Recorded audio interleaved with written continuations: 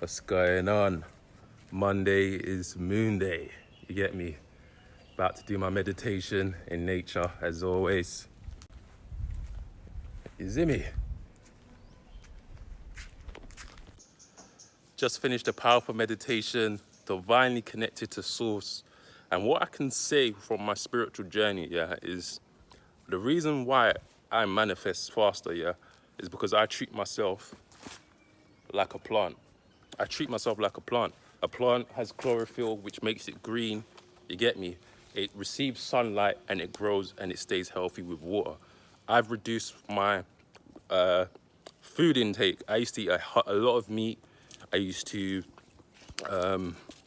constantly feel like I needed to eat to gain weight. Obviously, I was doing this bodybuilding thing, and that's just the requirement of it. But I learned a lot on that journey, good and bad. So now I don't really eat that much. Like, compared to what I used to eat before, I don't eat that much, but I feel more powerful, And you need to start looking at yourself just like a plant.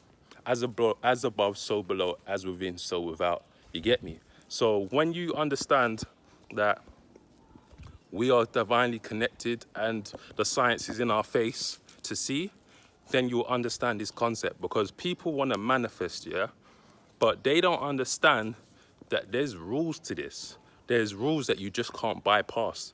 And like I said, you can manifest with a crappy diet, but it's gonna bring more resistance. We don't want resistance. We want divine connection to source. You get me? And this is what it is. I've had to learn the hard way with my manifestation journey that I can't bypass these laws. I used to listen to celebrities and billionaires and I hear them talk about meditation and I'd be like, bruv, I ain't got time for no meditation. When all it is 15, 20 minutes connecting to source, you get me? But I used to bypass that, and then I started meditating, and then I started seeing the effects, you get me? Because the reason why I never really took meditation serious was because I was always actively meditating during life, during day by day, being alone with my thoughts. So if you have the concept that you're always kind of in a meditative state, you'll know what I'm talking about, because I generally will be alone with my thoughts, thinking about how can I get divinely connected to source? How can I achieve my goals? And that will be on my mind, and I'll let that monkey mind in me do its thing. And then I'll also be at peace with myself. But when you actually actively meditate in the morning, it subconsciously sets you up for a better day. So I don't need to have that monkey mind telling me this, telling me that, because it's already divinely connected to source. So yeah, this is why you should start your day with a meditation, or, it doesn't have to be long. It's just a mindful thought of, okay, my brain is in overdrive. I want it to calm down. I want to be divinely connected to source. I want to be in control of my destiny, of my body, of my thoughts, of my actions, of my career, anything. You know what I'm saying? So you want to have this mindful connection at the start of your day, because a lot of people say if you start your day with distractions, you're going to end your day with distractions. Or if you start your day and the first thing you do is grab your phone, what do you think you're going to be doing at the end of the day or for the rest of the day? But when you actively change your DNA with something that it's not used to, you'll then see a new effect that can either be, most likely will be beneficial to you, because you'll feel different neural activity in your brain when you go for a meditation, when you've done things like check your phone instead.